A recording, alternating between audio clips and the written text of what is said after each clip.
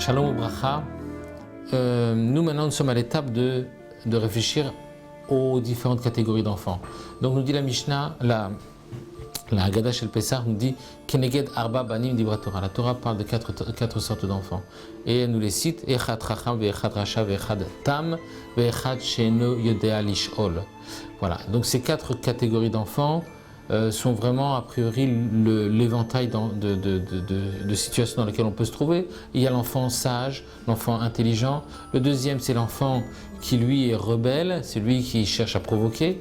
Le troisième enfant, c'est celui qui est plutôt simple, c'est-à-dire qui va poser des questions mais sans vraiment rentrer dans le fond du sujet. Et la quatrième catégorie d'enfant, c'est l'enfant qui ne pose pas de questions. On va essayer de comprendre tout à l'heure de quoi il s'agit. Concernant avant d'avancer plus loin, je veux juste rappeler que le Rabbi a souvent rapporté ce point fondamental pour notre génération, qu'il existe malheureusement une cinquième catégorie d'enfants, le cinquième fils, qu'on appelle le cinquième fils. Effectivement, c'est que tous les enfants qui sont cités dans la Haggadah ont un point commun, c'est qu'ils se trouvent tous à la table du Seder. Par contre, il existe un cinquième enfant qui, lui, ne sait pas que c'est Pessah ce soir, qui malheureusement, à cause de tous les problèmes qui ont fait que le judaïsme s'est retrouvé complètement déstructuré, il y a des enfants qui ignorent tout des valeurs du judaïsme. Et c'est pour ça qu'on doit, bien en amont, avoir une préoccupation d'essayer de retrouver ces enfants et de les amener aussi à la table du Seder. Maintenant, pour revenir aux quatre enfants qui sont devant nous, il y a bien sûr il y a tout de suite une interrogation qui nous saute aux yeux lorsqu'on remarque que l'enfant Racha a été mis juste à côté du Chacham. Et globalement, ici on veut nous souligner deux points.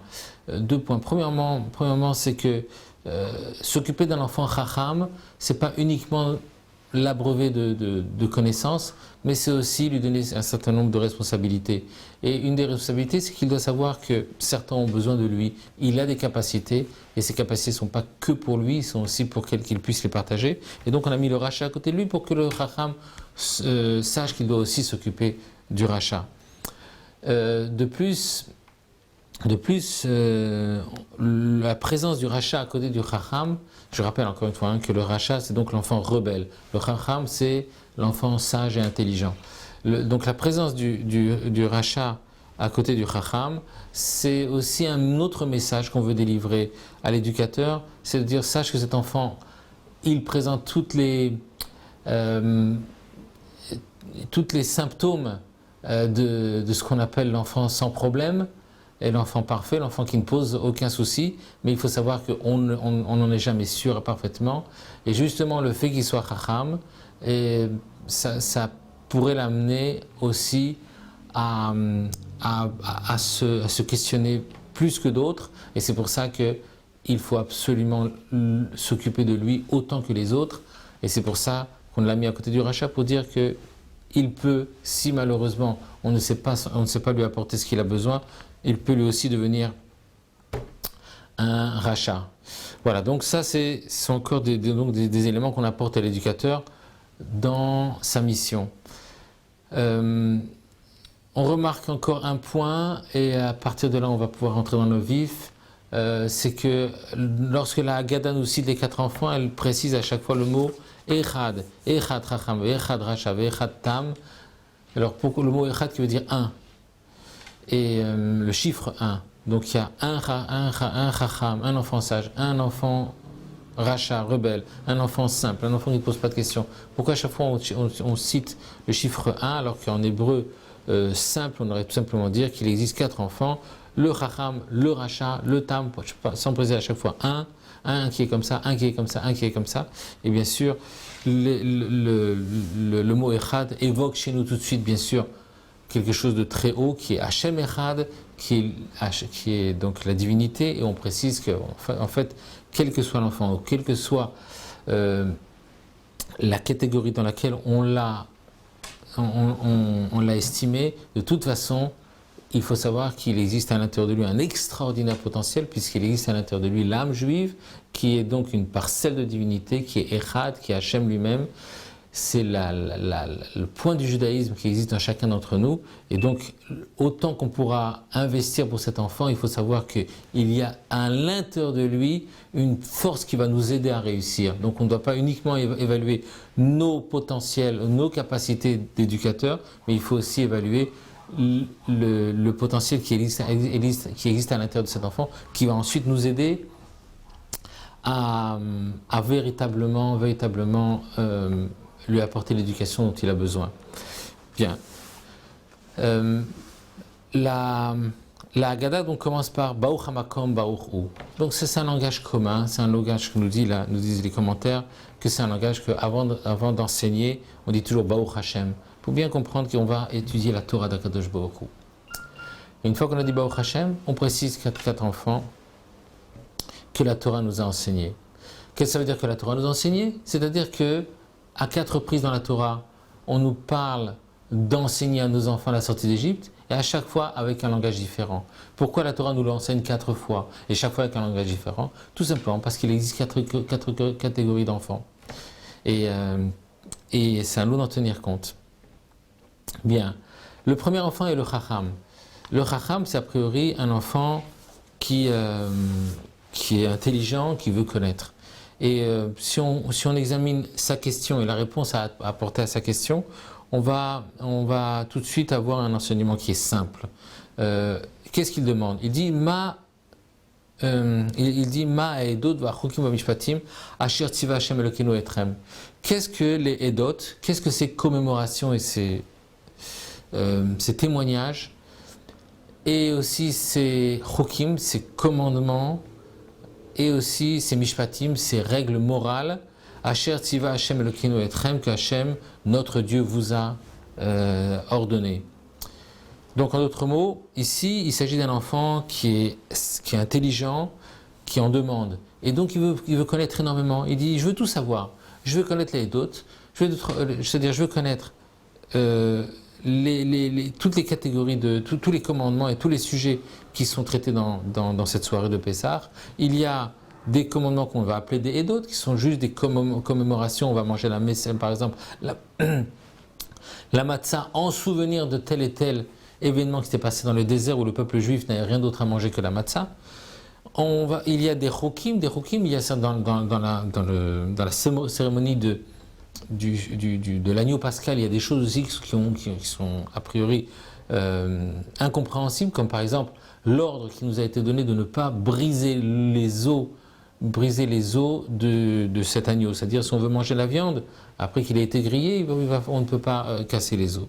Et à Mishpatim, effectivement, ce sont les règles qui sont relativement sensées lorsqu'on nous dit que, par exemple, que Kol Ha'arel Lo Yochal Bo, c'est-à-dire qu'un non-juif n'est pas concerné, ne mange pas le Korban Pessah, la chose a l'air assez évidente, puisqu'on est en train de commémorer un événement qui fait partie de notre histoire et non pas de l'histoire d'un autre peuple. Bien.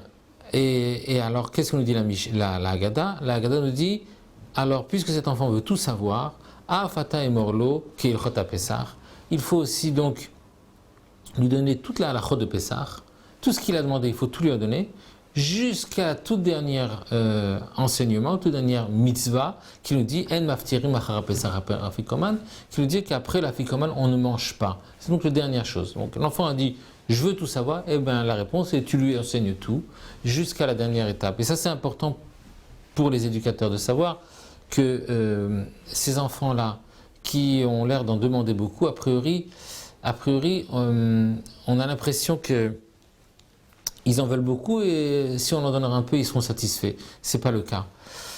Parce que c'est vrai qu'ils ont l'air sages, c'est vrai qu'ils ont l'air de coopérer, mais au fond d'eux, il y a une demande, il y a une curiosité, et c'est pour ça qu'il est important d'en tenir compte. Et c'est vrai que c'est un challenge qui n'est pas facile pour un enseignant, ils sont dans une classe. Il y a des enfants qui ont beaucoup de difficultés, des enfants qui sont même une attitude assez rebelle, et il va falloir gérer tout ça, mais il ne faut pas oublier cet enfant qui veut savoir beaucoup. Parce que cet enfant qui veut savoir beaucoup, il n'est pas hors danger, c'est pas un enfant qui est acquis à 100%, il va falloir aussi qu'il ressente un bonheur dans l'étude de la Torah, à tel point que lorsque cet enfant s'exprime, on voit qu'il a aussi un langage qui est un petit peu inquiétant, puisqu'il dit qu'est-ce que c'est que toutes ces mitzvot que notre Dieu vous a ordonnées. Lorsqu'il dit vous a ordonné, il y a un langage un petit peu d'exclusion. C'est pas une véritable exclusion puisqu'il parle de Hachem, notre Dieu. Donc il fait partie complètement du peuple juif et de toutes ces structures. Mais quelque part, lorsqu'il dit vous a ordonné, ça veut dire qu'il n'a pas complètement au fond de lui intégré toutes ces valeurs. Et c'est pour ça que cet enfant doit être pris en compte absolument de la meilleure manière possible. La chassidoute va beaucoup plus loin puisqu'elle nous dit qu'en fait, ce qu'on appelle l'enfant chacham, c'est pas juste l'enfant qui est intelligent ou qui est sage, etc.